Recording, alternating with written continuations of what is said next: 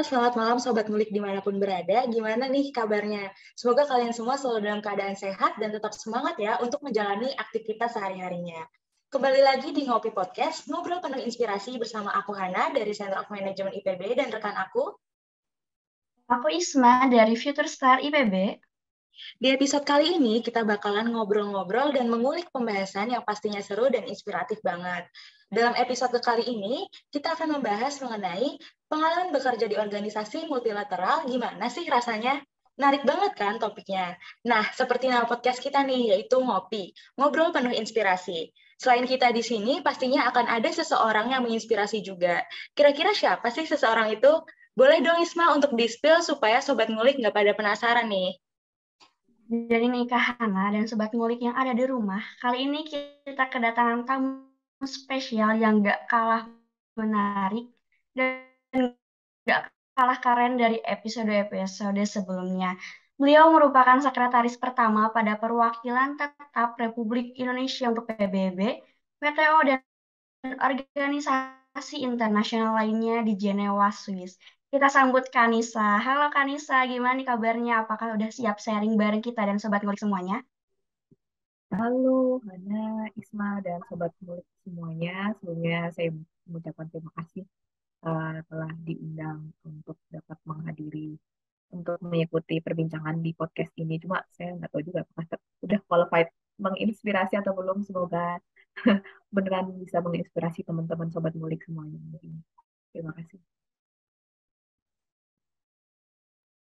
Oke, karena tadi Kanisa bilang sudah siap, langsung saja kita berbincang-bincang lebih seru dan lebih jauh bersama Kanisa. Ya mungkin pertanyaan yang pertama boleh diceritakan tentang profil, educational background, dan personal life dari Kanisa sendiri.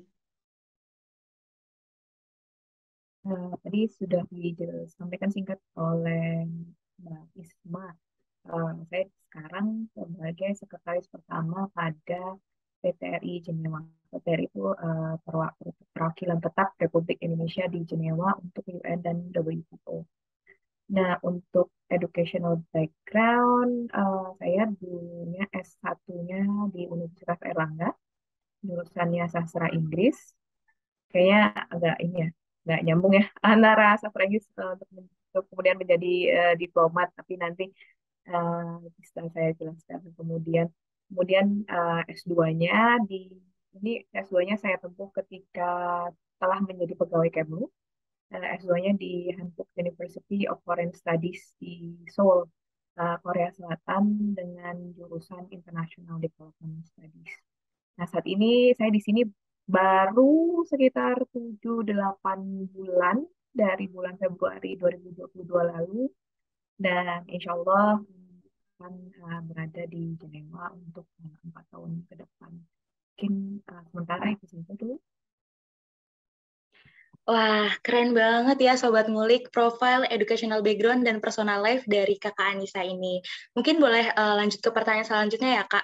Boleh diceritakan awal mula perjalanan karir Kak Anissa hingga saat ini, serta boleh juga diceritakan mengenai mengapa Kak Anissa memilih karir yang sedang dijalani saat ini. Terima kasih pertanyaannya Mbak Hana. Nah, dulu tuh sebenarnya saya tuh menjadi freelance interpreter pada semester akhir kuliah saya. Hingga setelah lulus pada pertengahan 2007, kurang lebih 1 tahun menekuni profesi ini, kliennya ada jurnalis internasional, organisasi internasional seperti ILO, dan juga BUMN. Nah, pada pertengahan 2008, kebetulan saya diajak teman untuk mendaftar ke Kemlu. Saya nggak tahu apa teman-teman masih ada sekarang masih ada gadis sampul atau apapun itu. Cuma dulu waktu saya baca majalah tentang pemilihan gadis sampul itu selalu narasinya adalah saya tuh nggak sengaja ikut apa namanya ikut seleksi sama teman, nganterin teman.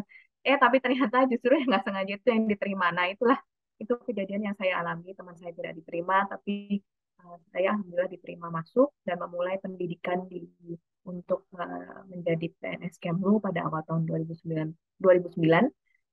Kemudian diakhiri dengan magang di Toronto, Kanada selama 2 bulan. Nah, pada awal 2010 saya mulai pekerjaan di Kemlu di Setdijen Informasi dan Diplomasi Publik untuk kemudian pindah lagi ke Direktorat HAM dan Kemanusiaan yang ini cukup panjang sekitar 6 tahun, 5-6 tahun di Direktorat HAM dan Kemanusiaan untuk menangani hak-hak kelompok rentan seperti perempuan, anak-anak, kelompok disabilitas, dan juga apa namanya lansia, lanjut usia. Nah, pada awal tahun 2016 saya mendapatkan penempatan pertama, ditugaskan di London, United Kingdom, di bagian protokol dan konsuler. Kerjaannya sih kalau di sana lebih kepada protokol tuh memfasilitasi perjalanan kunjungan kerja pejabat-pejabat di Indonesia yang ke UK. Nah, kemudian untuk konsuler eh, tugasnya lebih ke pelayanan publik khususnya WNI kita yang ada di UK dan juga Irlandia seperti pelayanan paspor dan juga apa namanya ketika terjadi apa namanya kasus WNI yang bermasalah. Nah, saya juga turut membantu untuk menangani kasus-kasus tersebut yang yang saya temui waktu itu adalah misalnya ABK yang terlantar, yang saya tidak dibayar gaji segala macam, atau juga ada yang waktu itu kasus pekerja domestik yang tidak pernah diperbolehkan pulang selama kayak puluhan tahun, 15-an tahun tidak diperbolehkan pulang untuk mengunjungi keluarganya. Kemudian pada tahun kemudian saya kembali lagi ke Indonesia pada awal 2019 dan bertugas di Direktorat Keamanan Internasional dan Perlucutan Senjata dan membidangi isu kejahatan lintas negara. Khususnya di sini menangannya isu kejahatan lintas negara seperti misalnya human trafficking, people smuggling, ada juga korupsi dan macam-macam lainnya.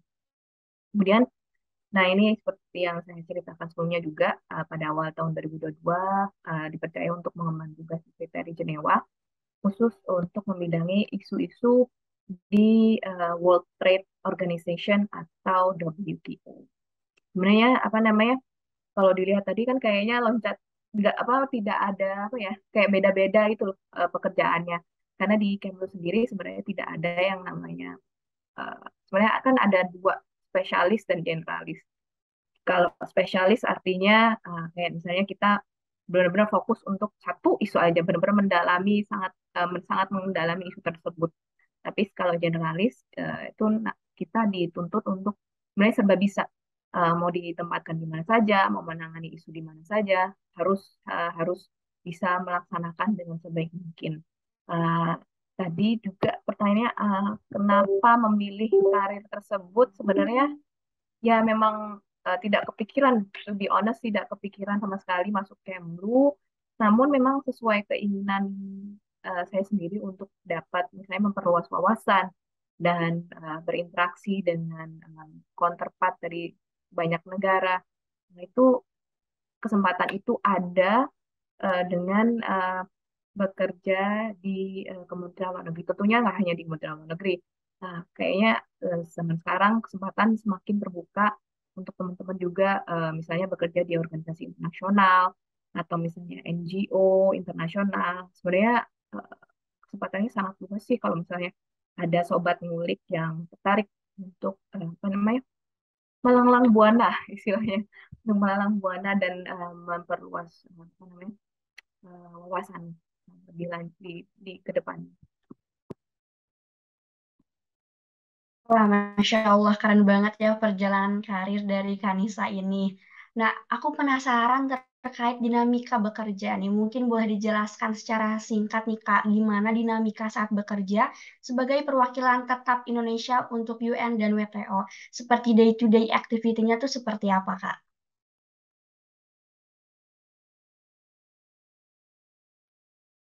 Sebenarnya untuk pekerjaan tugas sebagai diplomat itu sebenarnya sudah diatur di dalam Konvensi Wina tahun 1961 di mana ada 5 tugas dan peran diplomat yang harus dilaksanakan mulai dari yang level paling rendah hingga level paling tinggi misalnya duta besar. Pertama yaitu representing. Representing artinya kita merupakan perwakilan atau representasi wajah dari negara pengirim. Dalam hal ini Indonesia. Jadi kita tidak boleh kayak ikut eh, menyuarakan hal-hal yang mencampuri urusan domestik negara akreditasi kita dimanapun kita ditempatkan. Nah, karena itu berarti tidak, apalagi kalau apa yang kita suarakan berbeda dengan apa namanya kebijakan nasional untuk menyikapi peristiwa tersebut. Kemudian protecting dalam artian melindungi kepentingan nasional baik itu di aspek politik, keamanan, ekonomi, sosial hingga perlindungan WNI di negara akreditasi. Nah, dalam konteks WTO tentunya tugas saya sebagai diplomat sehari-hari di PTRI Jenewa adalah untuk melindungi kepentingan ekonomi nasional, kepentingan perdagangan Indonesia di WTO. Nah, kemudian adalah aspek negotiating. Nah, inilah pekerjaannya roh utama sebagai diplomat termasuk di PT di Jenewa untuk dapat melaksanakan untuk dapat gimana caranya kita kepentingan Indonesia terwakili melalui negosiasi. Negosiasi banyak bentuknya tentunya, mulai dari menghadiri pertemuan dalam menegosiasikan suatu perjanjian baru maupun melakukan mungkin secara informal melakukan networking dengan members WTO lain untuk dapat menerima posisi Indonesia atau juga menyesuaikan posisinya untuk dapat mengakomodir kepentingan kita. Nah, kemudian yang keempat adalah reporting. Nah, di sini tugas saya sehari-harinya adalah setiap menghadiri pertemuan tersebut atau setiap kita telah melakukan networking, hasil yang telah saya peroleh dari pertemuan-pertemuan tersebut, baik formal maupun informal, tentunya harus dilaporkan ke pusat supaya pusat tetap terinformasi perkembangan dari kunjungan tersebut, menyampaikan masukan polisi dan rekomendasi serta meminta arahan ke pusat. Sebaiknya kita ngapain nih setelah ada dengan pertimbangan ABCD, sarannya ABCD, yang dipilih yang mana. Jadi kita tentunya bukan kita yang mengambil keputusan semua diambil di pusat.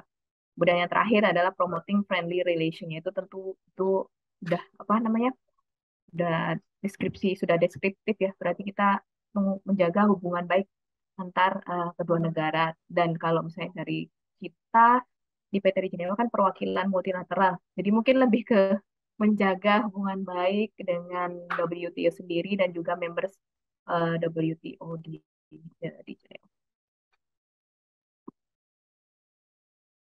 Oke, jadi begitu ya Sobat Ngulik, dinamika saat bekerja sebagai perwakilan tetap Indonesia untuk UN dan WTO dimulai dari level paling rendah hingga level paling tinggi. Lalu pertanyaan selanjutnya Kak, apa saja sih Kak kualifikasi baik itu soft skill maupun hard skill yang dibutuhkan agar bisa berkarir sebagai perwakilan tetap Republik Indonesia?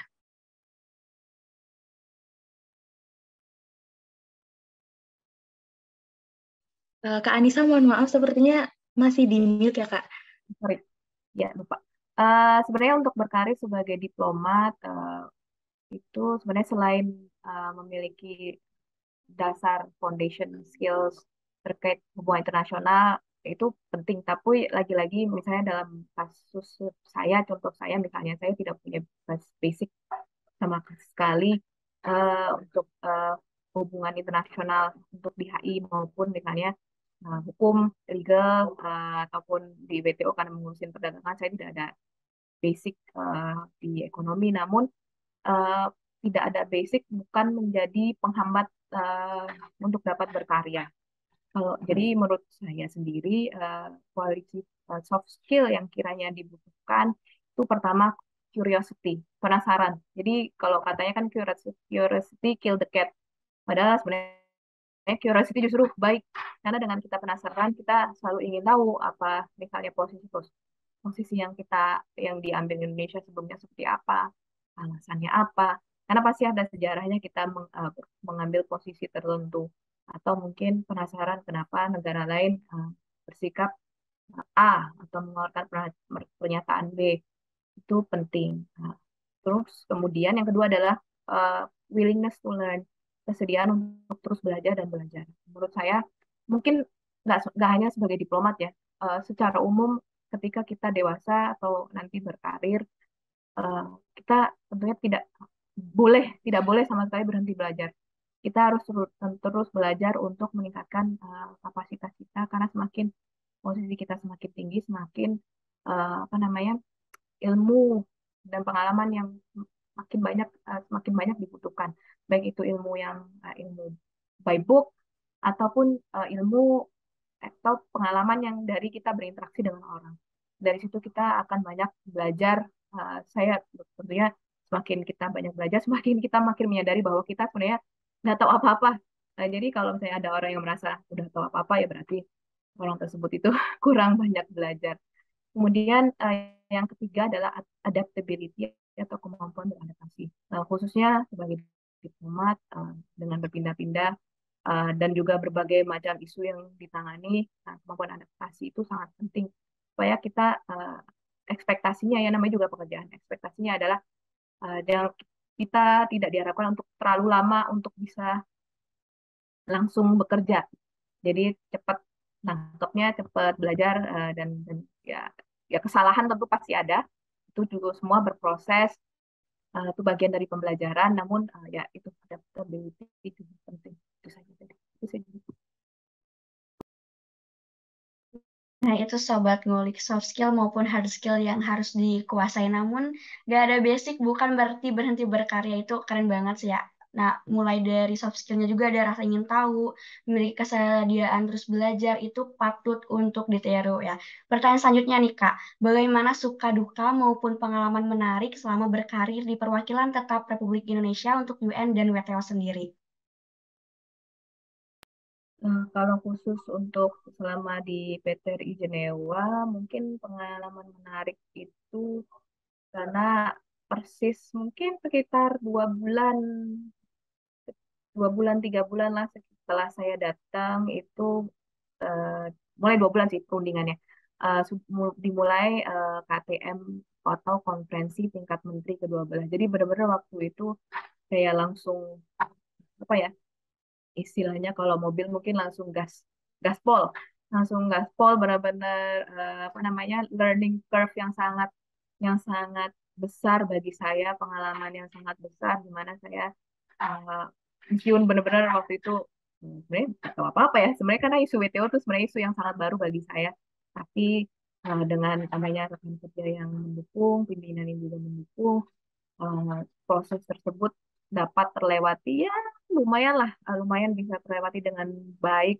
Dan baru yang menarik adalah apa namanya, pertemuan ini selalu diperpanjang diperpanjang, awalnya 5 hari, akhirnya jadi 1 minggu. Yang karena rundingan yang sangat alot, sampai apa namanya, beberapa kali kita sampai tengah malam, pas lewat tengah malam kita baru pulang. Bahkan di hari terakhir itu saya ingat banget, hari terakhir sebelum diadopsi, eh, disepakatinya ada 7 atau 6 agreement yang berhasil disepakati, itu kita sampai bergadang jam 7 pagi, baru keesokan harinya baru pulang baru pulang ke rumah masing-masing ya, dengan mata ngantuk dan apa namanya, belum belum makan tapi ya itu apa ya, waktu sebenarnya pengalaman yang sepertinya waktu itu kayaknya eh, menyedihkan, bukan menyedihkan sih, kayak ngenes sih kalau bahasa Jawanya ya. Tapi kalau sekarang kita reflect, kita melihat kembali itu kayaknya lucu lucu dan apa namanya, eh, seru lah pengalamannya. Oke, baik Sobat Ngulik. Begitulah pengalaman menarik yang dialami oleh Kak Anissa selama berkarir di perwakilan tetap Republik Indonesia untuk UN dan WTO. Mungkin langsung aja ke pertanyaan selanjutnya ya, Kak. Menurut Kak Anissa, bagaimana sebenarnya posisi Indonesia di UN dan WTO, Kak? Terima kasih pertanyaannya. Nah, saya rasa Indonesia merupakan salah satu key player dalam WTO. Peran-peran tersebut makin terlihat jelas pada saat pertemuan tingkat menteri ke-12 KTM WTO pada bulan Juni lalu. Misalnya sebagai saya sampaikan beberapa contoh saja, misalnya pada perundingan pertanian, Indonesia merupakan ketua grouping G33 dan telah berhasil memajukan suatu proposal mengenai public stockholding yang memperoleh dukungan oleh African Group dan juga African Caribbean and Pacific atau ACP Group. Nah, kurang lebih ini merepresentasikan 70% keanggotaan di WTO. Jadi banyak sekali kita berhasil menggalang dukungan hampir mayoritas lah, hampir mayoritas dari negara anggota WTO. Meskipun at the end dalam perundingan pertanian tidak berhasil menghasilkan agreement, tapi keberhasilan ini cukup bisa diapresiasi karena merupakan itu pertama kalinya ada negara yang bisa apa namanya, di isu yang sangat kontensius ini, isu pertanian, bisa mengumpulkan dukungan sebanyak itu. Kemudian untuk perundingan perikanan, misalnya Indonesia kerap diundang dalam pertemuan small group meeting, hanya beberapa negara tertentu yang hadir, tidak seluruh semua anggota WTO hadir, dan juga Green Room yang dihadiri oleh Dirjen WTO dalam merundingkan teks perjanjian subsidi perikanan. Begitu pula yang sama terjadi dalam perundingan TRIPS waiver maupun juga e-commerce dan isu-isu lain. Nah, dalam seluruh perundingan, Indonesia terus mengedepankan kepentingan negara berkembang, khususnya untuk menciptakan keseimbangan posisi dan interest dengan negara maju yang cenderung ingin menekan atau menghambat kemajuan negara berkembang.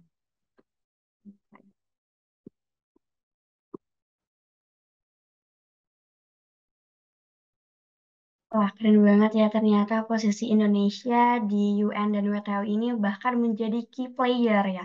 Nah, pertanyaan selanjutnya nih Kak, bagaimana tanggapan Kakak sendiri mengenai pengaruh konflik yang terjadi antara Rusia dan Ukraina terhadap kondisi politik, baik itu di dunia maupun terhadap Indonesia sendiri, Kak? Sebelum menjawab pertanyaan tersebut, pemerintah Indonesia sendiri bersikap konsisten mengenai konflik antara Rusia dan Ukraina, yakni menyuruhkan agar perang diakhiri dan juga mendorong penyelesaian secara damai. Nah, dampak krisis konflik Rusia dan Ukraina sendiri dampaknya sangat besar menurut saya. Tidak hanya misalnya kalau misalnya dari segi aspek ekonomi ya, tidak hanya terkait distribusi pupuk dan pangan, namun juga energi dan juga keuangan. Pasalnya Rusia merupakan salah satu negara pengekspor gas terbesar di dunia, sementara Ukraina sendiri adalah salah satu pengekspor sereal terbesar. Kita kayak beberapa waktu lalu sempat mendengar berita, sempat mendengar sudah terjadi Indomie naik misalnya, naik harganya naik karena memang bahan baku serealnya, gandumnya itu banyak diambil dari Ukraina. Kemudian apalagi saat ini kondisi dunia sendiri masih baru pulih dari pandemi COVID-19, sehingga makin istilahnya kalau yang dipakai di Dirjen WTO adalah polikrisis, uh, crisis on top of crisis, another crisis. Jadi semakin ruwet, memperkeruh suasana. Tentunya jika terjadi hambatan distribusi pupuk, pangan akibat perang antar kedua negara, maka yang paling terdampak adalah negara berkembang termasuk Indonesia. Uh, dalam konteks WTO sendiri, misalnya Rusia itu dialienasi, diasingkan dalam berbagai pertemuan, misalnya pada KTM yang lalu misalnya. Ada negara yang menolak misalnya satu ruangan dengan Rusia untuk dalam pertemuan. Jadi kadang-kadang terpaksa pimpinan perundingan harus mengadakan pertemuan terpisah dengan delegasi Rusia hanya dengan negara-negara yang netral, misalnya Indonesia. Kemudian untuk apa namanya, Rusia juga dicabut status most favored nation oleh sejumlah negara maju seperti Amerika Serikat, Kanada, UK, Jepang, Uni Eropa dan sebagainya. Nah, most favored nation itu artinya bahwa kalau misalnya saya sebagai satu negara A menerapkan tarif kepada Hana, tarif impornya misalnya 10%. Saya harus menerapkan tarif yang sama kepada ISMA 10%. Jadi semua negara memiliki istilahnya barrier yang sama lah, nggak boleh dibeda-bedakan, non diskriminasi. Nah, ini kemudian negara maju melakukan itu. Jadi sebagai bentuk sanksi, uh, on top of sanksi yang mereka terapkan terhadap individu maupun perusahaan berbasis Rusia yang berasal dari Rusia. Jadi ya sangat sangat sampai sekarang udah 6 bulan kurang lebih konfliknya terjadi dan sampai sekarang masih belum ada eh, kejelasan kapan akan berakhir. Oke, baik. Jadi begitu ya, Sobat Ngulik, mengenai pengaruh konflik yang terjadi antara Rusia, Ukraina terhadap kondisi politik, baik itu di dunia maupun terhadap Indonesia. Lalu pertanyaan selanjutnya, Kak, apa sih Kak tantangan yang dihadapi selama menjalani karir saat ini, dan bagaimana cara Kak Anissa mengatasinya? Mungkin tantangan saya ya karena kerjaannya yang selalu berpindah-pindah gitu. Jadi apa ya, kayak tidak punya akar, tidak memiliki akar apa namanya, karena berpindah-pindah tersebut dan apa namanya jauh dari keluarga segala macam, jauh dari teman. Eh, Mungkin tantangan saya tidak seberat mereka yang sudah berkeluarga misalnya, karena saya apa namanya belum berkeluarga, jadi mungkin tantangan saya tidak seberat mereka karena mereka tentunya misalnya harus pindah rumah segala macam, harus macam-macam lah. Apalagi anak, misalnya kalau saya dengar dari cerita-cerita teman-teman, misalnya pindah sekolah itu ribet, ribet urusannya, ribet sekali untuk pindah sekolah tiap 3 tahun sekali, apalagi anak-anak punya teman terus pisah sama temannya, kenal teman baru, pisah lagi, kayaknya tidak terbayangkan. Nah cuma mungkin eh, di zaman sekarang mungkin tantangan itu mungkin lebih berkurang kali ya, karena saluran komunikasi lebih maju. Kalau misalnya mau pulang juga lebih gampang, akses transportasinya misalnya. Kalau dulu mungkin susah naik pesawat segala macam. Jadi mungkin kalau sekarang lebih lebih lebih ini ya, sedikit berkurang sedikit tantangan.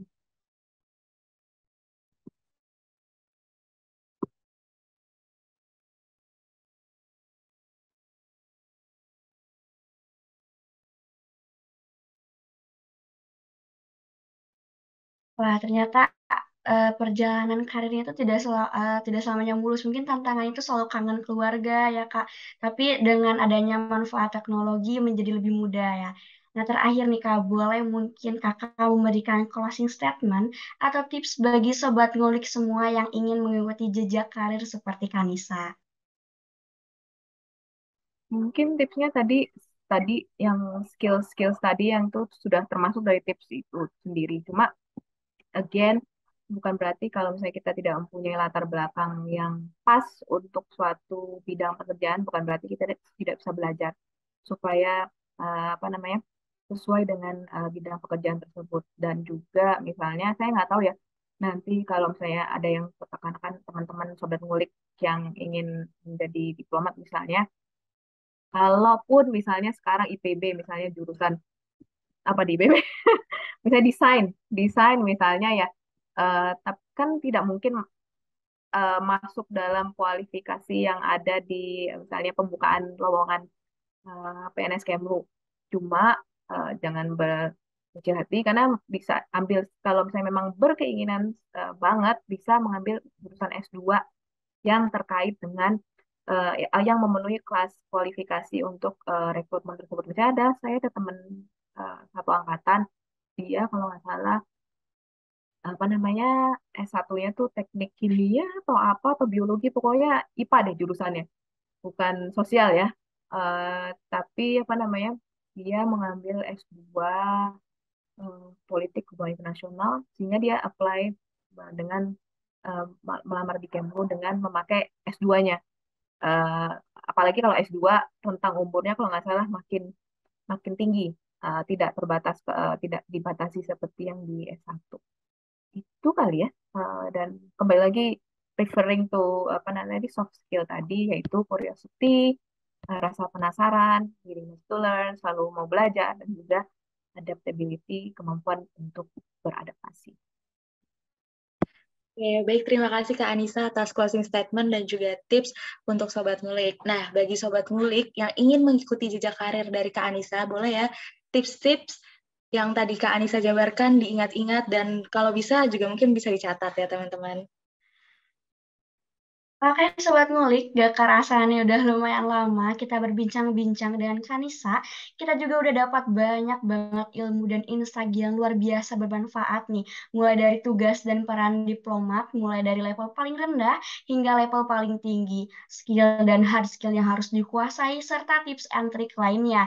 Sebelum kita pamit, aku mau mengucapin terima kasih banyak untuk Kanisa yang sudah bersedia untuk sharing di episode kali ini bersama aku, Kak Hana dan juga Sobat Ngulik semuanya. Terima kasih banyak ya Kak untuk kesempatan luar biasanya. Semoga kita bisa ketemu lagi di berbagai kesempatan lainnya. Sama-sama, terima kasih juga teman-teman dan juga sobat ngulik semua.